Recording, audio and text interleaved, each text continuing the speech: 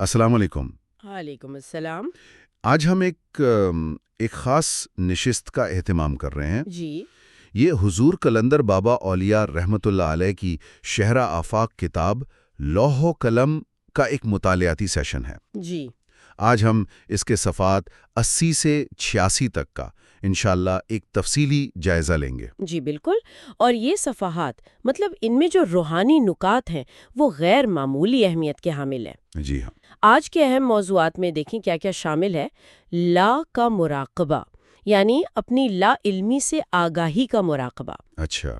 پھر آنکھ کے ڈیلوں کی حرکت کو معطل کرنے کی حکمت کیا ہے اور اس کا باطنی نگاہ پر کیا اثر پڑتا ہے۔ پھر یہ سمجھنا کہ روح کی روشنی میں دیکھنے سے کیا مراد ہے، اور اسی ضمن میں روح کی اصل تعریف کیا ہے، یعنی معنویت و ماہیت۔ معنویت اور ماہیت، صحیح۔ حافظے اور لوح محفوظ کا کیا تعلق ہے، لطیفہ نفسی میں اشتعال کیسے پیدا ہوتا ہے اور اس کا مشاہدے سے کیا تعلق ہے۔ جی۔ پلک جھپکنے کا قانون کیا ہے اور اس سے مادی دنیا کا ادراک کیسے ہوتا ہے۔ اچھا، یہ بھی ہے۔ پھر مادی اور روحانی نگاہ میں فرق کیا ہے، نگاہ کا کردار کیا ہے، نگاہ اور ارادے کا باہمی تعلق کتنا گہرا ہے۔ قوت القاء، جسے ہم انٹیوٹیو پاور کہتے ہیں، اس کی حقیقت کیا ہے، یہ کیسے کام کرتی ہے۔ جی جی۔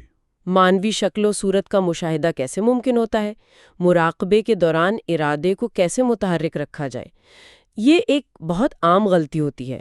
اچھا، یہ تو اہم نکتہ ہے۔ جی، لوح محفوظ اور قوت القاء کا آپس میں کیا قانون ہے، قوت القاء اور انسان کی روزمرہ کارکردگی میں فرق کیوں نظر آتا ہے۔ صحیح۔ پھر ہویت یعنی ہونا اور لا یعنی نہ ہونا کی تجلیات کا آپس میں کیا تعلق ہے۔ ارے واہ، ہونا اور نہ ہونا۔ جی، اور آخر میں ذات باری تعالیٰ کی تجلیات کس طرح نیچے اترتی ہیں یعنی تنزل کرتی ہیں۔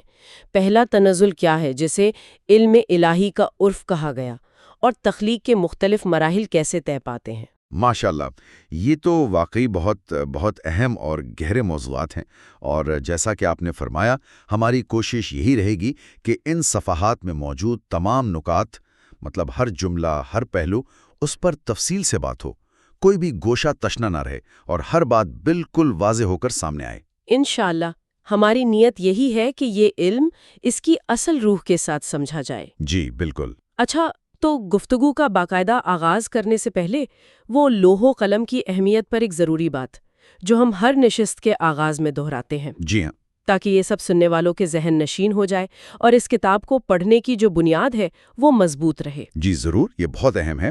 حضور قلندر بابا اولیاء رحمۃ اللہ علیہ نے علم سینا کو ایک سائنس کے طور پر پیش کیا ہے، ایک نہایت مربوط اور منظم انداز میں اپنی کتاب لوح و قلم میں۔ صحیح۔ یعنی وہ علوم و معارف جو ان کے دور تک، یا کہیں کہ ان کی حیات تک سینہ بسینہ منتقل ہوتے تھے، ایک مرشد سے مرید کو بڑی رازداری اور خاص اہتمام کے ساتھ۔ جی، ان تمام اسرار کو، اس علم سینہ کو حضور قلندر بابا اولیاء نے خادم النبیین حضرت محمد رسول اللہ صلی اللہ علیہ وآلہ وسلم کے حکم پر، صلی اللہ علیہ وآلہ وسلم، جو حکم انہیں بصورت نسبت اویسیہ ملا، ایک سائنسی انداز میں مرتب فرما دیا، اور روحانیت کو ایک اسپرچول سائنس یعنی روحانی سائنس بنا دیا۔ کیا بات ہے! یہ روحانیت کی تاریخ میں ایک انقلاب سے کم نہیں ہے۔ بالکل درست فرمایا آپ نے۔ اب یہ علم سینہ جو پہلے آپ نے جیسے کہا مخصوص سینوں کی امانت تھا، وہ اب لوح و قلم کی شکل میں ایک مکمل، ایک مرتب روحانی سائنس کے طور پر ہمارے سامنے موجود ہے۔ جی، یہ ایک کھلی کتاب ہے، ایک دعوت عام ہے۔ اب جس کا جی چاہے، جس کے اندر سچائی کی طلب ہو، وہ اسے پڑھے۔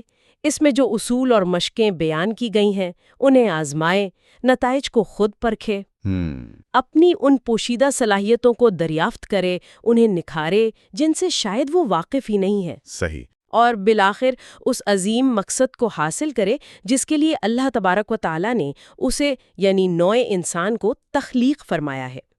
یہ کتاب صرف پڑھنے کی نہیں، یہ کرنے کی، عمل کی کتاب ہے۔ بالکل صحیح۔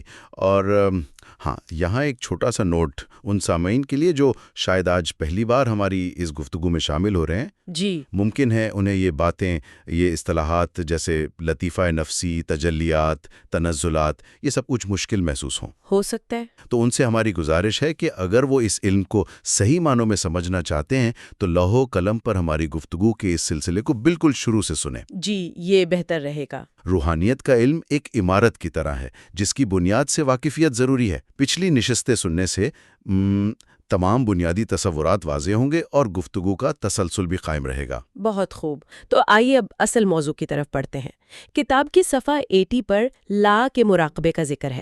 جی، لا کا مراقبہ۔ عربی کا لفظ ہے، مطلب ہے نہیں یا نفی۔ یہ مراقبہ دراصل اپنی حقیقت سے، اپنی لا علمی سے آگاہی حاصل کرنے کا مراقبہ ہے۔ اچھا، یعنی اپنی حدود کو جاننا۔ جی، یہ سمجھنے کا مراقبہ ہے کہ ہم بذات خود کچھ نہیں ہیں، ہمارا وجود قائم بذات نہیں ہے۔ یہ اپنی حدود کو جاننے اور تسلیم کرنے کا عمل ہے۔ اور اس مراقبے کو کرنے کے لیے جو طریقہ بتایا گیا ہے وہ بھی بڑا دلچسپ ہے۔ فرمایا کہ آنکھیں بند رکھی جائیں، لیکن صرف آنکھیں بند رکھنا کافی نہیں ہے، بلکہ مزید احتیاط کے طور پر آنکھوں پر کوئی نرم روئی دار کپڑا جیسے کوئی تولیہ یا نرم کپڑا باندھ لیا جائے۔ جی، تاکہ نہ صرف آنکھیں مکمل بند رہیں، باہر کی روشنی بالکل اندر نہ آئے، بلکہ آنکھ کے اندر جو ڈھیلیں ہیں، آئی بالز، ان کی جو غیر ارادی حرکت ہوتی رہتی ہے وہ بھی ممکنہ حد تک ساکت ہو جائے، رک جائے۔ آپ صحیح کہہ رہے ہیں۔ یہ نقطہ بہت اہم ہے، کیونکہ جب آنکھوں پر وہ روئی دار کپڑا ہوگا نا، تو اگر ڈھیلے غیر ارادی طور پر بھی حرکت کریں گے تو کپڑے کی وجہ سے وہ حرکت فوراً محسوس ہوگی۔ اچھا، اس سے سالک کو، یعنی مراقبہ کرنے والے کو، اپنی توجہ ڈیلوں کو ساکت رکھنے پر مرکوز کرنے میں مدد ملے گی۔ تو صرف کپڑا باندھنا کافی نہیں، بلکہ اپنے ارادے کی پوری قوت استعمال کر کے آنکھوں کے ڈیلوں کو حرکت کرنے سے روکنا ہے۔ تو اس سارے اہتمام کا، اس مشقت کا بنیادی مقصد کیا ہوا پھر؟ مقصد ہے باطنی نگاہ، یا جسے روحانی آنکھ کہتے ہیں، اس کی بینائی کو تیز کرنا، اسے فعال کرنا، اسے متحرک کرنا ہے۔ بالکل۔ حضور قلندر بابا اولیاء خود فرماتے ہیں کہ لا کے مراقبے کی حالت میں باطنی نگاہ سے کام لینا ہی اصل مقصود ہوتا ہے۔ جی، یعنی یہ جو آنکھیں بند کرنا، کپڑا باندھنا، ڈیلے ساکت کرنا ہے، یہ سب بذات خود مقصد نہیں ہے۔ نہیں، یہ ذرائع ہیں۔ ہاں، یہ اس باطنی نگاہ کو جگانے اور اس سے کام لینے کا ایک ذریعہ ہے، ایک ٹیکنیک ہے۔ اور یہ مقصد، یعنی باطنی نگاہ کا فعال ہونا، یہ اسی صورت میں پورا ہو سکتا ہے جب آنکھ کے ڈیلوں کو زیادہ سے زیادہ دیر تک معطل رکھا جائے، یعنی ان کی حرکت کو بالکل روک دیا جائے۔ یہاں ایک قانون بیان ہو رہا ہے کہ آنکھ کے ڈیلوں میں تعطل یعنی حرکت کا رکنا یا سسپینشن جس قدر بڑھے گا، اسی قدر باطنی نگاہ کی حرکت بڑھتی جائے گی۔ یعنی ان دونوں میں ایک معکوس نسبت ہے، انورس ریلیشن شپ۔ بالکل بالکل، مادی آنکھ کی حرکت رکے گی تو باطنی آنکھ کی حرکت شروع ہوگی۔ یہاں ایک بہت ہی دلچسپ اور گہری بات سامنے آ رہی ہے۔ فرمایا گیا کہ دراصل یہی باطنی نگاہ کی حرکت روح کی روشنی میں دیکھنے کا ملان پیدا کرتی ہے۔ جی، یعنی جب باطنی نگاہ متحرک ہوتی ہے تو انسان خود بخود مادی روشنیوں اور مادی حواس کے بجائے روح کی اپنی روشنی میں چیزوں کو دیکھنے کی طرف راغب ہوتا ہے اور آہستہ آہستہ یہ صلاحیت سیکھتا ہے۔ اب یہاں فوراً یہ سوال پیدا ہوتا ہے کہ یہ روح کی روشنی میں دیکھنا کیا ہے؟ کیا یہ کوئی شاعرانہ بات ہے، کوئی استعارہ ہے، یا اس کی کوئی ٹھوس قابل فہم تعریف موجود ہے؟ جی، یہ بہت اہم سوال ہے۔ رکن ڈاکٹر مقصود عظیمی صاحب سے دریافت کیا تو انہوں نے اس کی بہت ہی عمدہ اور واضح وضاحت فرمائی۔ اچھا جی، انہوں نے کیا فرمایا؟ انہوں نے فرمایا کہ جب ہم باطن یا انر سیلف کی بات کرتے ہیں تو روحانی علوم کی اصطلاح میں اس سے مراد بنیادی طور پر حافظہ ہے۔ ہمارا باطن ہمارا حافظہ ہے۔ باطن یعنی حافظہ؟ جی، اب جب آپ کسی بھی چیز کی، چاہے وہ مادی ہو یا غیر مادی، اس کی درست معنویت یعنی اس کے اصل معنی، اس کا مقصد، اس کی اہمیت اور اس کی درست ماہیت یعنی اس کی بناوٹ، اس کی ساخت، اس کے اجزائے ترکیبی، ان دونوں چیزوں کو ایک ساتھ سمجھتے ہیں۔ معنویت اور ماہیت دونوں کو؟ جی، دونوں کو ایک ساتھ سمجھتے ہیں تو دراصل آپ اسے روح کی آنکھ سے دیکھ رہے ہوتے ہیں۔ سبحان اللہ!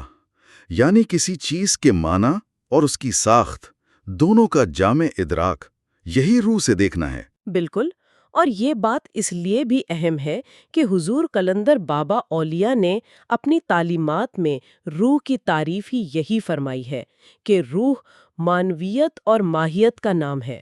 اچھا۔ کسی شے کی حقیقت جاننی ہے تو اس کی معنویت یعنی میننگ فلنس اور اس کی ماہیت اسٹرکچرل فارمیشن، ان دونوں کا علم حاصل کرنا ہوگا۔ ڈاکٹر صاحب نے اس کی کوئی مثال بھی دی تھی وضاحت کے لیے؟ جی ہاں، انہوں نے آم کے پھل کی مثال دی۔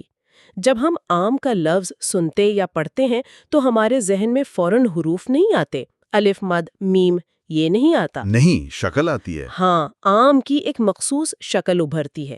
یہ پہلا قدم ہے، یہ اس کی ظاہری ماہیت کا حصہ ہے۔ پھر ہمارا ذہن اس کے ظاہری خواص پر غور کرتا ہے۔ رنگ کیسا ہے؟ پیلا، سبز۔ خوشبو کیسی ہے؟ ذائقہ، میٹھا، کھٹا۔ جلد کیسی ہے؟ نرم، ملائم۔ جی جی۔ یہ سب اس کی ظاہری ماہیت اور اس سے جڑی ہوئی معنویت ہے، مثلا لذت۔ یہ تو عام مشاہدے کی بات ہے۔ آپ صحیح کہہ رہے ہیں، لیکن بات یہاں ختم نہیں ہوتی۔ اچھا۔ جب ہم اس سے آگے بڑھ کر آم کے باطنی خواص کو سمجھتے ہیں، مثلاً طبی نقطۂ نظر سے اس کے فوائد کیا ہیں، اس کی تاثیر گرم ہے یا سرد، اس میں کون سے وٹامنز پائے جاتے ہیں، یہ کن بیماریوں میں مفید ہے یا مضر، اس سے جڑی ہوئی دیگر کیفیات کیا ہے، مثلاً آم کھانے سے طبیعت میں فرحت کیوں محسوس ہوتی ہے، یہ تمام معلومات ظاہری اور باطنی اس چیز کے حافظے میں محفوظ ہوتی ہیں۔ اچھا۔ تو کسی چیز کا باطن، اس کی روح، دراصل اس کا مکمل حافظہ ہے جس میں اس کی معنویت اور ماہیت دونوں شامل ہیں۔ یہ سارا علم یہ حافظے کا چھیل ہے۔ اور پھر لوح محفوظ کا ذکر بھی آیا تھا۔ جی، اسی نقطے کو آگے بڑھاتے ہوئے انہوں نے فرمایا کہ لوح محفوظ کیا ہے؟ وہ اللہ تبارک و تعالیٰ کا حافظہ ہے۔ اللہ کا حافظہ۔ جی، کائنات کی ہر شے، ہر ذرے، ہر خیال، ہر حرکت، ہر واقعے اور ہر امکان پاسبلٹی کا ازل سے ابد تک کا مکمل ریکارڈ لوح محفوظ میں درج ہے۔ سبحان اللہ۔ انسان وہ واحد مخلوق ہے جسے اللہ تعالیٰ نے یہ صلاحیت اور اختیار عطا فرمایا ہے کہ وہ اپنی روحانی استعداد کو بڑھا کر لوح محفوظ میں موجود کسی بھی ذرے کی ممکنہ تمام حرکات، اس سے متعلق تمام معلومات، تمام پاسبلٹیز کو پڑھ سکتا ہے۔ انسان پڑھ سکتا ہے؟ جی، انسان پڑھ سکتا ہے۔ اسی عمل کو، یعنی کسی شے کے حافظے کو اس کی پوری معنویت اور ماہیت کی گہرائی کے ساتھ سمجھنے اور جاننے کو روح کی آنکھ سے دیکھنا کہتے ہیں۔ بہت خوب۔ یعنی روح کی روشنی میں دیکھنا کوئی وہم یا خیال نہیں، بلکہ حافظے تک رسائی حاصل کر کے معنویت اور ماہیت کا ادراک کرنا ہے۔ یہ تو بہت سائنسی تعریف ہوئی۔ بالکل۔ اب واپس کتاب کے صفحہ 81 کی طرف آتے ہیں۔ جی۔ ہم نے پڑھا کہ آنکھ کے ڈیلوں میں تعطل پیدا کرنے سے باطنی نگاہ متحرک ہوتی ہے۔ اب آگے فرمایا جا رہا ہے کہ آنکھ کے ڈیلوں میں تعطل ہونے سے، یعنی ان کی حرکت کے ساکت ہونے سے، لطیفہ نفسی میں اشتعال پیدا ہونے لگتا ہے۔ لطیفہ نفسی میں؟ جی۔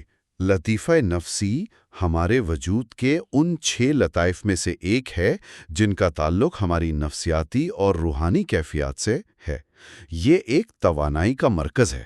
جی، اور یہ اشتعال، جسے آپ سٹیمیولیشن یا ہیٹ کہہ سکتی ہیں، یہ باطنی نگاہ کی حرکت کے ساتھ ساتھ تیز تر ہوتا چلا جاتا ہے۔ صحیح۔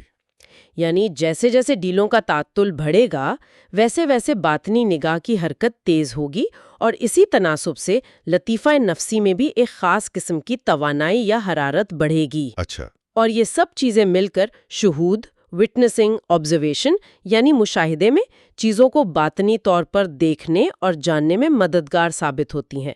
گویا یہ پورا ایک میکینزم ہے جو ایک دوسرے سے جڑا ہوا ہے۔ اس نقطے کو مزید واضح کرنے کے لیے انسانی جسم کی ساخت اور اس کی حرکات سے مثال دی گئی ہے۔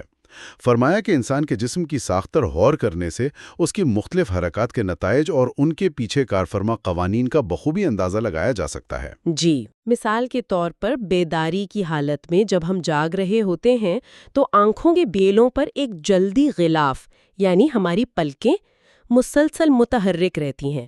یہ تو ہم سب جانتے ہیں کہ ہم پلکیں جھپکتے رہتے ہیں، عام سی بات ہے۔ جی، لیکن اس عام سے عمل میں بھی ایک گہرا قانون پوشیدہ ہے۔ جب یہ غلاف یعنی پلک حرکت کرتی ہے تو یہ ڈیلوں پر ایک بہت ہلکی سی تقریباً ناقابل محسوس ضرب لگاتی ہے۔ اچھا۔ اس ضرب کا نتیجہ کیا ہوتا ہے؟ یہ آنکھ کو ایک انتہائی مختصر لمحے کے لیے بیرونی روشنی اور نظر آنے والے مناظر سے منقطع ڈسکنیکٹ کر دیتی ہے۔ جب ہم پلک جھپکتے ہیں تو ایک فریکشن آف اے سیکنڈ کے لیے ہماری آنکھ دیکھنا بند کر دیتی ہے۔ اچھا، تو یہ انقطاع، یہ ڈسکنیکشن کیوں ضروری ہے؟ آپ صحیح سوال اٹھا رہے ہیں۔ اب اسی پلک جھپکنے کی حرکت کا تجزیہ کرنے سے پتہ چلتا ہے کہ خارج میں یعنی ہمارے باہر کی دنیا میں جس قدر چیزیں ہیں، ہماری آنکھ ان سے بدتدریج سٹیپ بائی سٹیپ یعنی درجہ بدرجہ مرحلہ وار مطلع ہوتی ہے۔ کوئی بھی چیز چاہے وہ کتنی ہی سادہ کیوں نہ ہو، پوری کی پوری ایک ہی لمحے میں ہمارے ادراک میں نہیں آتی۔ آنکھ معلومات کو چھوٹے چھوٹے ٹکڑوں میں وصول کرتی ہے، اور جس طرح آنکھ درجہ بدرجہ اطلاع وصول کرتی جاتی ہے، وہ ساتھ ساتھ ہمارے ذہن کو بھی وہ اطلاع پہنچاتی جاتی ہے۔ یہ ایک مسلسل تیز رفتار عمل ہے۔ تو اصول یہ نکلا کہ مادی اشیاء کا احساس حاصل کرنے کے لیے اس ہلکی ضرب جو پلک جھپکنے سے پیدا ہوتی ہے کے بعد روشنیوں سے انقطاع ڈسکنیکشن ضروری ہے۔ اچھا۔ یہ مختصر سا وقفہ، یہ ڈسکنیکشن دراصل اس لیے چاہیے ہوتا ہے تاکہ وہ احساس، وہ بصری اطلاع آنکھ سے ذہن کو منتقل ٹرانسمٹ ہو سکے۔ صحیح۔ یہ جو پلک جھپکنے کا انتہائی مختصر وقفہ ہے جو تقریباً 1 سیکنڈ کا 10واں حصہ 1/10 آف اے سیکنڈ ہوتا ہے، یہ اسی اطلاع کی منتقلی کے لیے، اسی ٹرانسمیشن کے لیے قدرت نے رکھا ہے۔ سبحان اللہ، ایک معمولی سی پلک چھپکنے کی حرکت میں اتنا بڑا قانون پوشیدہ ہے۔ تو اس کا مطلب یہ ہوا کہ جن چیزوں کو ہم ان کے مادی خد و خال میں محسوس کرتے ہیں، ان کے رنگ، شکل، حجم وغیرہ، ان کے احساس کو بیدار کرنے کے لیے آنکھوں کے مادی ڈھیلے اور ان کے غلاف یعنی پلکوں کی مادی حرکات ضروری ہیں۔ جی، یہاں ایک دلچسپ ضمنی مشاہدہ بھی بیان کیا گیا ہے۔ فرمایا کہ عام طور پر جن لوگوں کا شعور کمزور ہوتا ہے یا جن کی توجہ منتشر رہتی ہے، وہ اکثر اپنی پلکیں زیادہ تیزی سے جھپکاتے ہیں۔ اچھا، اور ان کے آنکھوں کے ڈھیلوں کی حرکت بھی نسبتاً زیادہ تیز اور بے ربط ایراٹک ہوتی ہے۔ اس کے برعکس جن لوگوں کے اندر ذہنی ٹھہراؤ زیادہ ہوتا ہے، جن کی ذہنی یکسوئی اور قوت مشاہدہ کیپیسٹی فار آبزرویشن زیادہ ہوتی ہے، ان کی آنکھوں کے ڈھیلوں کی حرکت عموماً کم اور زیادہ مرکز فوکسڈ ہوتی ہے، اور ان کی پلکیں بھی نسبتاً کم جھپکتی ہیں۔ ان کی نگاہ میں ایک ٹھہراؤ، ایک وقار ہوتا ہے۔ یہ مشاہدہ بھی اس قانون کی تصدیق کرتا ہے۔ یہ تو ہوئی مادی مشاہدے کی بات۔ اب اگر ہم انہی چیزوں کی مانوی شکل و صورت کا احساس بیدار کرنا چاہیں، یعنی ان کی ظاہری شکل کے پیچھے جو معنی ہے، جو حقیقت ہے، جو توانائی کی لہریں ہیں، ان کو سمجھنا چاہیں، تو پھر ہمیں کیا کرنا ہوگا؟ تو پھر ہمیں مادی مشاہدے کے عمل کے بالکل برعکس اہتمام کرنا پڑے گا، یعنی شعوری طور پر آنکھ کے مادی ڈھیلے اور پلکوں کی حرکت کو روکنا ہوگا۔ یعنی وہی بات جو لا کے مراقبے میں کہی گئی تھی۔ بالکل وہی بات۔ اس صورت میں آنکھ کو بند کر کے آنکھ کے ڈھیلے کو ممکنہ حد تک معطل اور غیر متحرک سسپینڈ اینڈ ایموبلائز کر دینا ضروری ہے۔ کیوں؟ کیونکہ مادی اشیاء کا احساس مادی آنکھ میں نگاہ کے ذریعے واقع ہوتا ہے، لیکن جس نگاہ کے ذریعے یہ مادی احساس وقوع پذیر ہوتا ہے، وہی نگاہ کسی چیز کی مانوی شکل و صورت دیکھنے میں بھی استعمال ہوتی ہے۔ اوہ، یہ بات تو آپ نے پہلے بھی فرمائی تھی، یعنی نگاہ ایک ہی ہے۔ یہ بہت اہم نقطہ ہے۔ جی ہاں، نگاہ ایک ہی ہے، یہ کوئی دو الگ الگ چیزیں نہیں ہیں۔ وہی نگاہ ہے جو مادی دنیا کے رنگ و روپ دیکھتی ہے، اور وہی نگاہ ہے جو باطنی یا مانوی دنیا کے حقائق کا مشاہدہ کرتی ہے۔ صحیح۔ یہ نگاہ مادی اور روحانی دونوں قسم کی حرکات میں ایک مشترک آلہ، کامن ٹول ہے۔ دیکھنے کا کام چاہے ظاہر کا ہو یا باطن کا، بہر صورت نگاہ نے ہی انجام دینا ہے۔ تو اس کا لازمی نتیجہ یہ نکلا کہ جب ہم اسی نگاہ کو مانوی شکل و صورت دیکھنے کے لیے استعمال کرنا چاہتے ہیں، تو پھر ہمیں اس کی مادی حرکات یعنی ڈھیلوں اور پلکوں کی حرکت کو روکنا پڑے گا۔ جی، روکنا پڑے گا، تاکہ وہ اپنی توجہ باطن کی طرف مرکوز کر سکیں۔ صحیح۔ اب صفحہ 82 پر ایک اور نہایت گہری اور آپ کہہ سکتے ہیں طاقتور بات آ رہی ہے۔ فرمایا کہ جب ہم آنکھوں کے مادی وسائل یعنی ڈھیلے اور پلکیں کو معطل کر دیتے ہیں، انہیں حرکت سے روک دیتے ہیں، لیکن اپنی نگاہ کو، اپنی توجہ کو متوجہ رکھتے ہیں، توجہ قائم رکھتے ہیں۔ ہاں، اپنی توجہ کو قائم رکھتے ہیں، اسے بھٹکنے نہیں دیتے، تو لوح محفوظ کے قانون کی رو سے قوت القاء انٹیوٹیو پاور اپنا کام سر انجام دینے پر مجبور ہو جاتی ہے۔ یہ کیا بات ہے؟ یعنی قوت القاء کو کام کرنے پر مجبور کیا جا سکتا ہے؟ یہ تو زبردست بات ہے۔ یہ تو ایک طرح سے اختیار کی بات ہو گئی۔ جی بالکل، یہی فرمایا گیا ہے۔ یہ کوئی اتفاقی عمل نہیں بلکہ ایک قانون ہے جس کا اطلاق ہوتا ہے، اور جب قوت القاء اس طرح اپنا کام انجام دیتی ہے تو ہماری نگاہ لازماً ضرور بالضرور کسی چیز کی مانوی شکل و صورت کو دیکھے گی۔ کیوں دیکھے گی؟ اب سوال یہ ہے کہ کیوں دیکھے گی؟ اس لیے کہ جب تک نگاہ دیکھنے کا کام انجام نہ دے، قوت القاء کے فرائض پورے نہیں ہوتے۔ قوت القاء کا بنیادی فرض ہی یہی ہے کہ وہ نگاہ سے دیکھنے کا کام سر انجام دلوائے، چاہے وہ دیکھنا مادی ہو یا مانوی۔ گویا اگر ہم شرائط پوری کریں، یعنی مادی حواس کو معطل کریں اور توجہ قائم رکھیں، تو قوت القاء خود بخود ہمیں باطنی مشاہدہ کروا دے گی۔ جی، یہ تو ایک طرح کی گارنٹی ہو گئی۔ اور اہل تصوف نے اسی قسم کی مشق کا، اسی قسم کے دیکھنے کی مشق کا نام مراقبہ رکھا ہے۔ یہ مراقبے کی سائنسی توجیہ ہو گئی۔ یہاں ایک اور ضمنی قانون بھی زیر بحث آتا ہے جو اتنا ہی اہم ہے۔ اچھا۔ جس طرح لوح محفوظ کے قانون کے تحت مادی اور روحانی دونوں قسم کے مشاہدات میں نگاہ کا کام مشترک ہے، یعنی ایک ہی نگاہ دونوں کام کرتی ہے، اسی طرح مادی اور روحانی دونوں صورتوں میں ارادے، ول، انٹینشن کا کام بھی مشترک ہے۔ یعنی جیسے نگاہ دونوں جگہ کام آتی ہے، ویسے ہی ارادہ بھی دونوں طرح کے مشاہدات کے لیے ضروری ہے۔ آپ بالکل صحیح سمجھ رہے ہیں۔ جب ہم آنکھیں کھول کر کسی چیز کو دیکھنا چاہتے ہیں تو اس دیکھنے کے عمل میں پہلی حرکت ہمارا ارادہ کرتا ہے۔ صحیح۔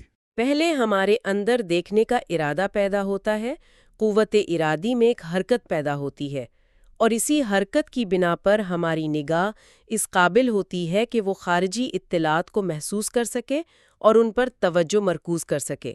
اگر دیکھنے کا ارادہ ہی نہ ہو تو آنکھیں کھلی ہونے کے باوجود ہم کچھ نہیں دیکھیں گے۔ اسی طرح جب تک ہماری قوت ارادی میں حرکت نہ ہو، ہماری نگاہ مانوی شکل و صورت کی اطلاعات بھی فراہم نہیں کر سکتی۔ بالکل۔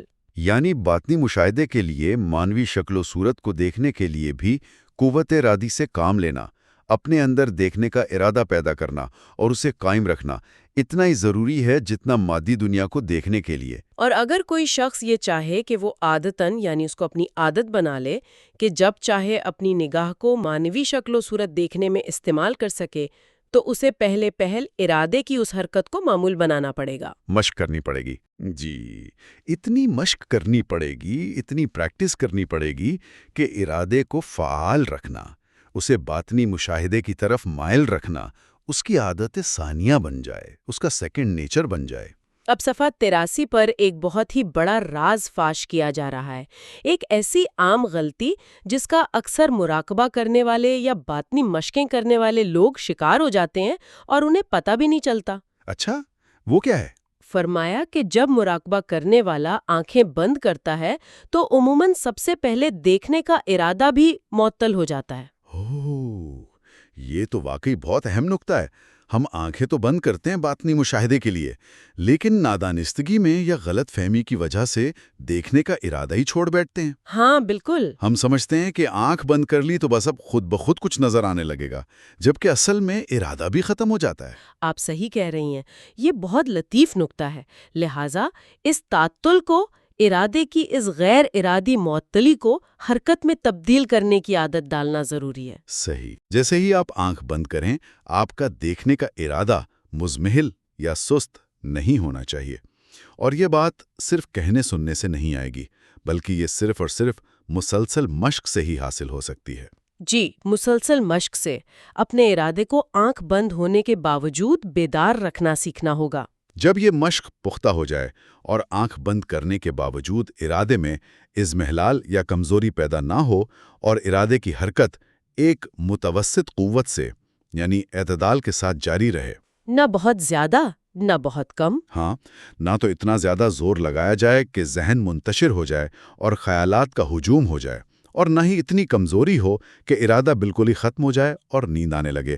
جب ارادہ اس متوازن حالت میں قائم رہے گا تو نگاہ کو مانوی شکل صورت دیکھنے میں تساہل نہیں ہوگا، یعنی نگاہ سستی یا کاہلی نہیں کرے گی۔ اور اس کا نتیجہ کیا ہوگا؟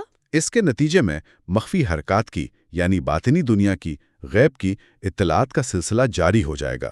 ذہن پر معنی اور حقائق منکشف ہونا شروع ہو جائیں گے۔ ماشاءاللہ۔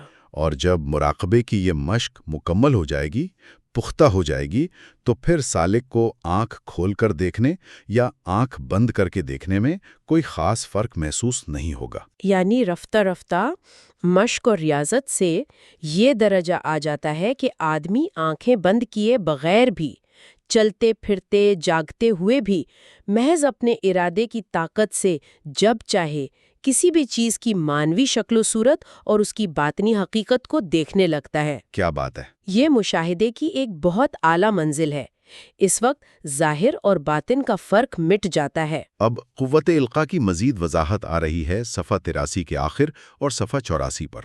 فرمایا جا رہا ہے کہ لوح محفوظ کے قانون کی روح سے قوت القاء جس طرح مادی اثرات پیدا کرنے کی پابند ہے، یعنی جس طرح وہ مادی دنیا میں چیزوں کے بننے اور بگڑنے کا سبب بنتی ہے، اسی طرح وہ مانوی خد و خال کی تخلیق کرنے کی بھی ذمہ دار ہے۔ یہ بات بہت قابل غور ہے۔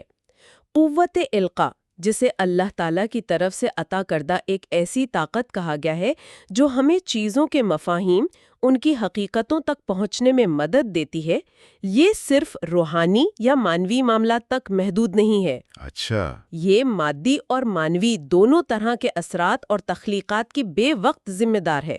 گویا یہ ایک پل ہے مادی اور روحانی دنیا کے درمیان۔ اور یہاں ایک اور اہم اصول بیان کیا گیا ہے۔ یاد رکھیں، جتنا کام کسی شخص کی قوت القاء مادی قدروں میں کرتی ہے، یعنی مادی دنیا میں جتنا نتیجہ خیز کام اس شخص سے سرزد ہوتا ہے، اتنا ہی کام وہ روحانی قدروں میں بھی انجام دیتی ہے۔ اچھا، یعنی یہ نہیں ہو سکتا کہ ایک شخص مادی طور پر بہت فعال ہو لیکن روحانی طور پر بالکل ناکارہ، یا اس کے برعکس؟ جی، ایک توازن ہوتا ہے۔ بالکل۔ اور اسی اصول کی بنیاد پر آگے فرمایا کہ دو آدمیوں کے کام کی مقدار میں جو فرق ہوتا ہے، چاہے وہ دنیاوی کام ہو یا دینی، وہ دراصل ان کی قوت القاء کی مقدار کے فرق کی وجہ سے ہوتا ہے۔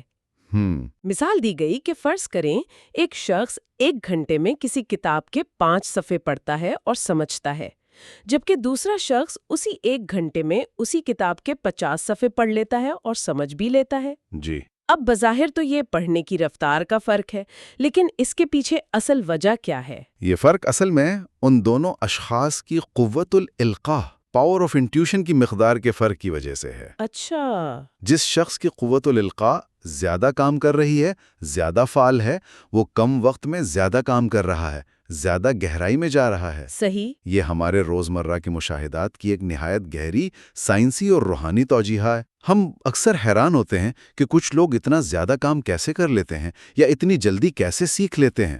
اس کے پیچھے اصل محرک ان کے قوت الالقاء کی مقدار اور فعالیت کا فرق ہوتا ہے۔ اب قوت الالقاء کی مزید گہرائی میں تشریح آ رہی ہے، اور یہاں سے گفتگو تھوڑی سی تصوف کی دقیق اصطلاحات کی طرف جا رہی ہے۔ جی، توجہ سے سننا ہوگی۔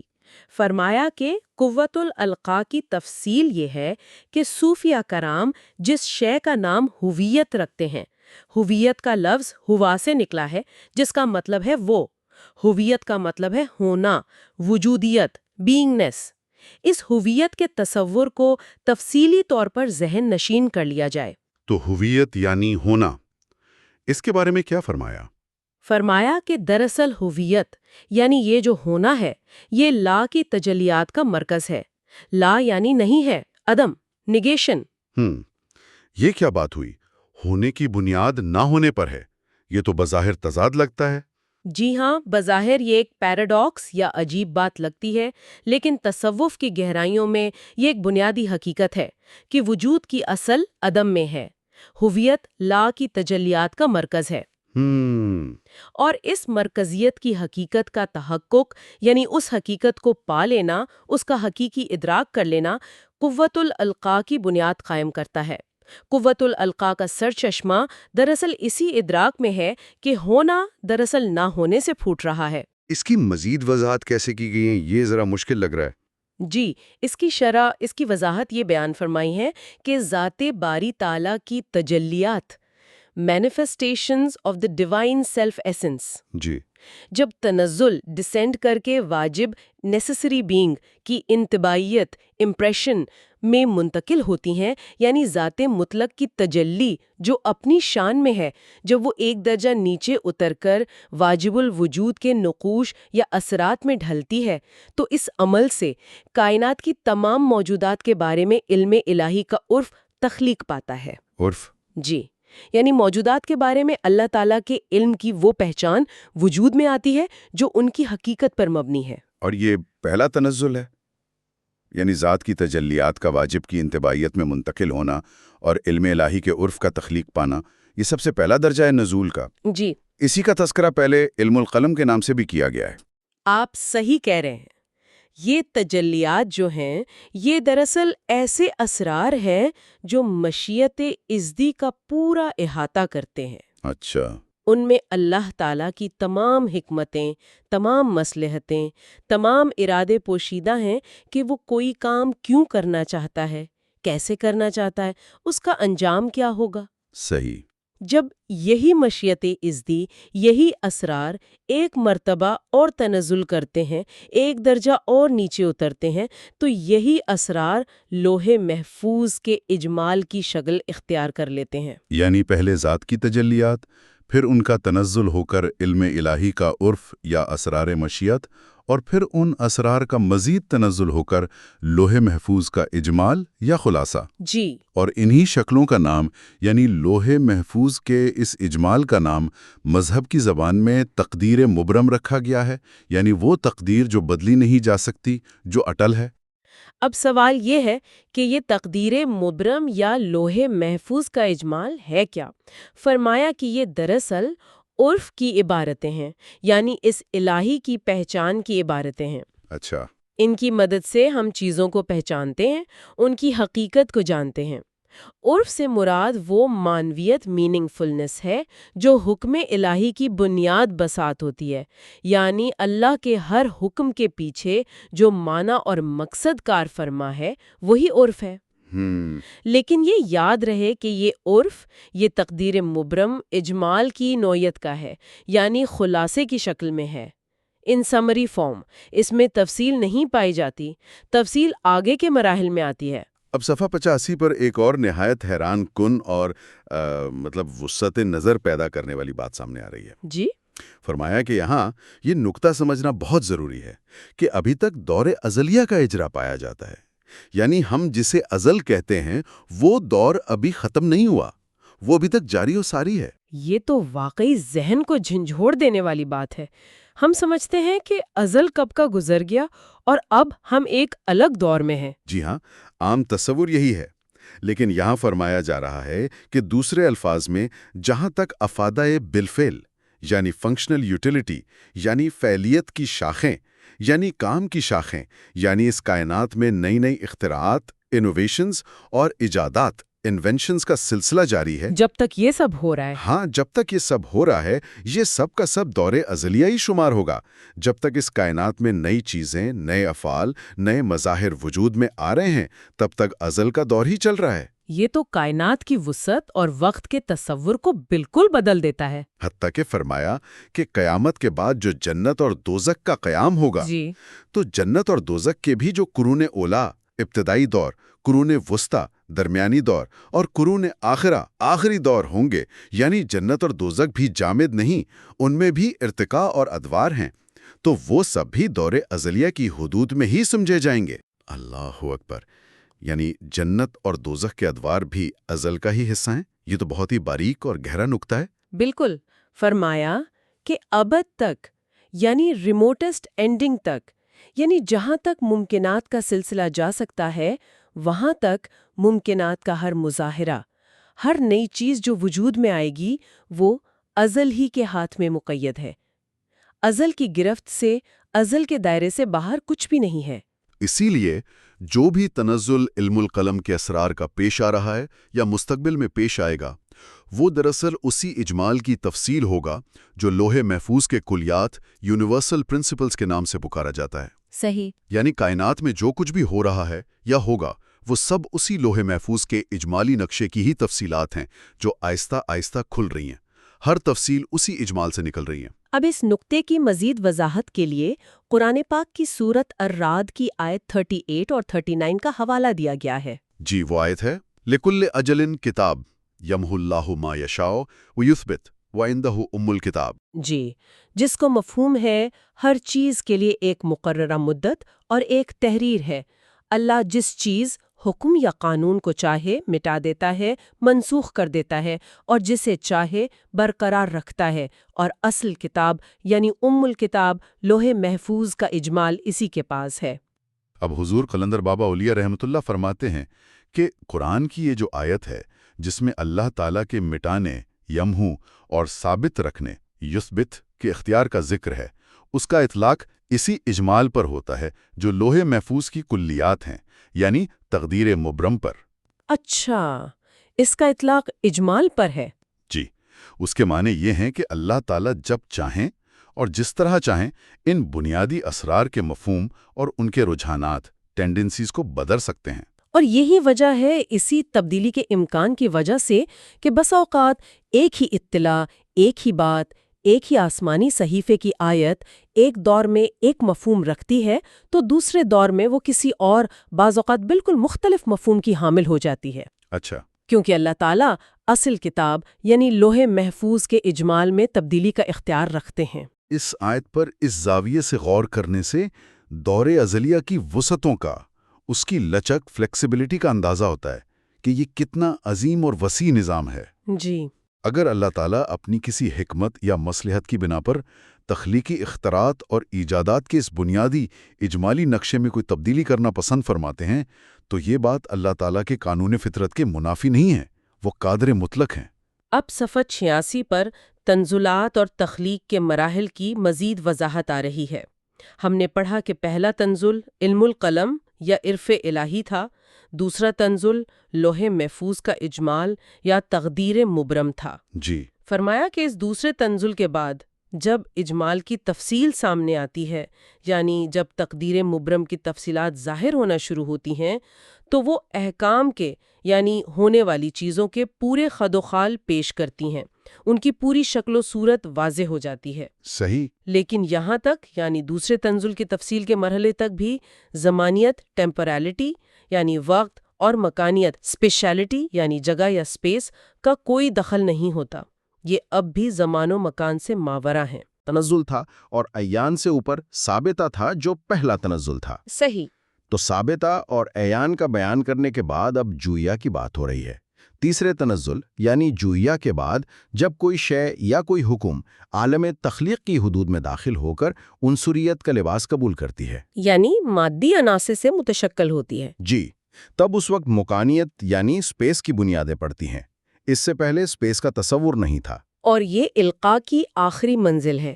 گویا قوت القاء کی طاقت جو ثابتہ پہلی منزل سے شروع ہوئی تھی، عیان دوسری منزل سے ہوتی ہوئی جویا تیسری منزل میں داخل ہوئی، اور جب شے نے عنصریت کا لباس پہنا تو یہ القاء کی آخری منزل یعنی چوتھی منزل تک پہنچ گئی۔ ٹھیک۔ اس چوتھی منزل میں جو حالتیں اور صورتیں پیش آتی ہیں، جو مظاہر وقوع پذیر ہوتے ہیں، ان کو مجموعی طور پر افادہ بالفعل، فنکشنل یوٹیلیٹی کہتے ہیں، یعنی کسی چیز کی عملی کارکردگی، اس کا عملی ظہور اور اس کا عملی فائدہ جو ہمیں محسوس ہوتا ہے۔ اس کی مثال بڑی خوبصورت دی گئی ہے سنیما سے۔ جی، وہ سنیما والی مثال۔ فرمایا کہ جب سنیما ہال میں آپریٹر مشین چلاتا ہے تو فلم کی ریل کا عکس کئی عدسوں لینسز سے گزر کر مشین اور پردے کے درمیان کی خالی جگہ خلا سے گزرتا ہوا سنیما اسکرین یعنی پردے پر پڑتا ہے۔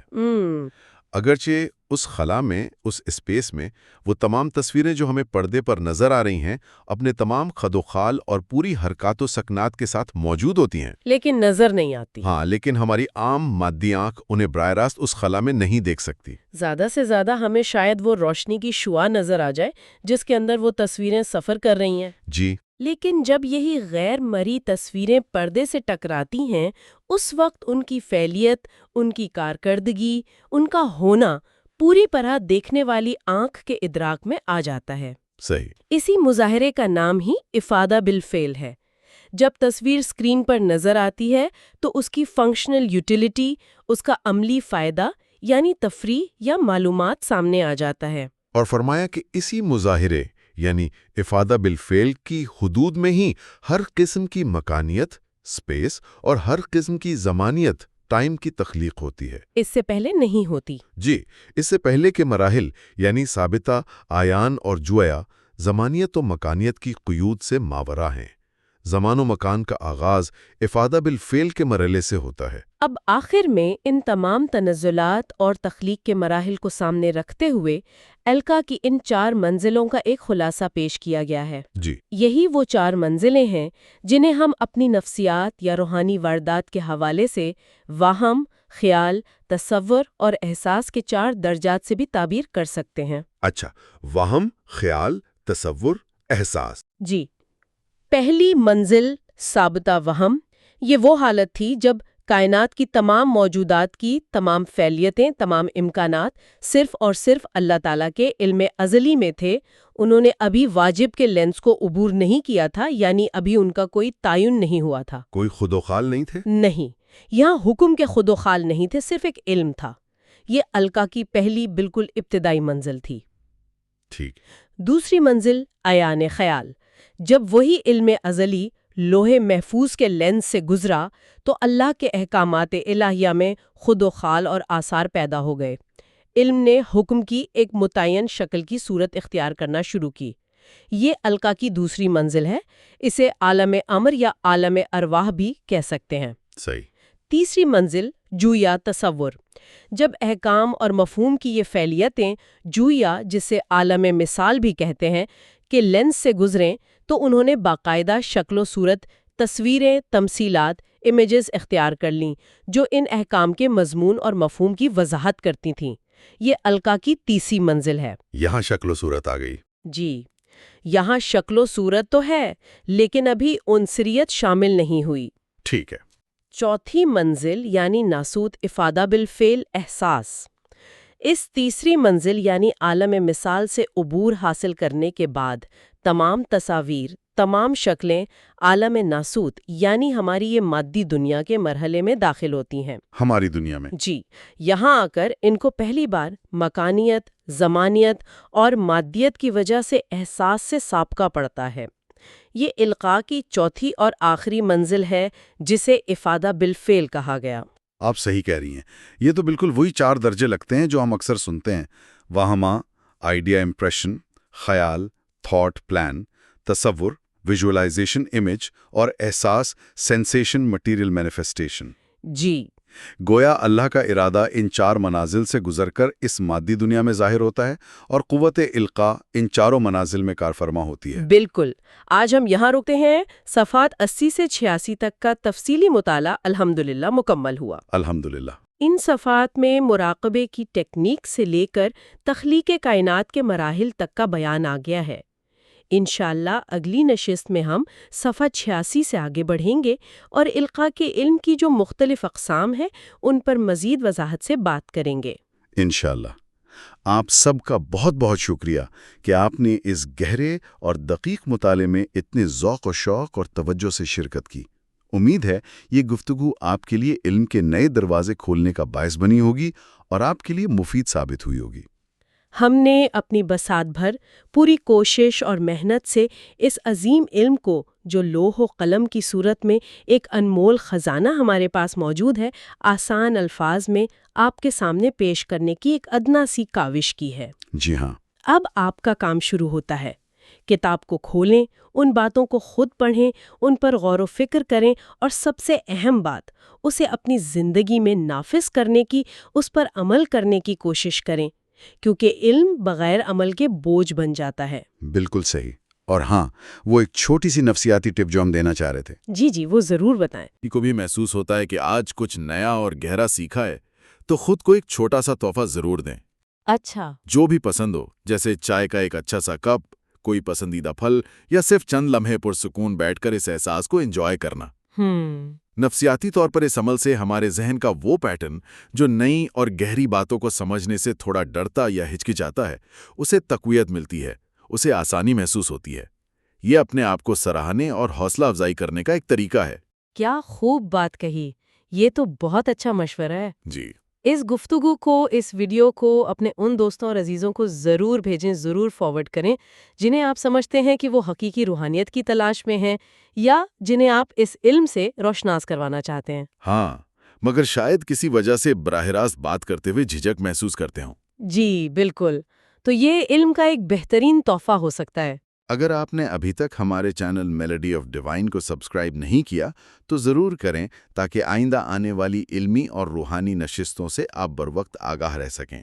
جی اس ویڈیو کو لائک کریں اگر آپ کو یہ کاوش پسند آئی، اور نیچے کامنٹس میں ہمیں ضرور بتائیں کہ آپ نے آج کی اس گفتگو سے کیا خاص بات سیکھی، کون سا نقطہ آپ کو سب سے زیادہ اہم لگا، یا آپ کے ذہن میں اس حوالے سے کیا سوالات پیدا ہوئے۔ اور ہمیشہ یاد رکھیے، یہ کتاب لوح و قلم ایک بار پڑھنے کے بعد یہ خود آپ کی رہنما بن جائے گی۔ واقعی؟ جی، اس میں وہ گہرائی اور پڑھتے ہیں کہ ہر بار پڑھنے سے نئے معنی اور نئے راز آشکار ہوتے ہیں۔ آپ سب کے لیے بہت ساری دعائیں۔ اللہ آپ کو آسانیاں عطا فرمائے اور آسانیاں تقسیم کرنے کا شرف بخشے۔